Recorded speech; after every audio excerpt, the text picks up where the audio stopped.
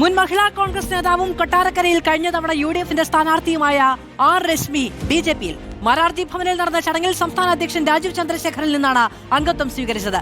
നിയമസഭാ തെരഞ്ഞെടുപ്പിന് ശേഷം കൊട്ടാരക്കരയിൽ നിന്ന് തനിക്ക് തിക്താനുഭവം ഉണ്ടായെന്ന് രശ്മി പറയുന്നു. കൊട്ടാരക്കരയിൽ ഐഷ പോറ്റി CPIM പാളയത്തിൽ നിന്ന് UDF-ലേക്ക് വന്നതിന് തൊട്ടുപിന്നാലെയാണ് കോൺഗ്രസിൽ നിന്ന് BJP ക്യാമ്പിലേക്കുള്ള ആർ രശ്മിയുടെ പുറപ്പാട്.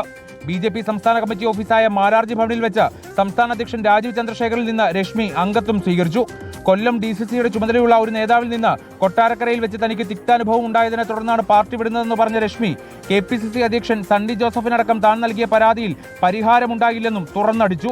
പാർട്ടി മീറ്റിംഗിലാണെങ്കിൽ നമുക്ക് പ്രശ്നമില്ല, പക്ഷെ ഒരു പൊതുസ്ഥലത്ത് നിന്നാണ് എന്നെ വളരെ മോശമായ വാക്കുകൾ ഉപയോഗിച്ച് അതാണ് എന്നെ വേദനിപ്പിച്ചത്. ധാരാളം തിക്ത അനുഭവങ്ങളാണ് അതിനുശേഷം ഉണ്ടായത്. അതേസമയം രശ്മിയുടെ സ്ഥാനാർത്ഥിത്വം പ്രഖ്യാപിച്ചുകൊണ്ടായിരുന്നു BJPയുടെ സസ്പെൻസ്.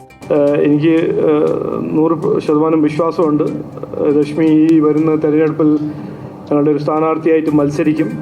കഴിഞ്ഞ തവണ മത്സരിച്ച കൊട്ടാരക്കര സീറ്റിൽ തന്നെ രശ്മിയെ BJPയും കളത്തിലിറക്കുമെന്നാണ് സൂചന.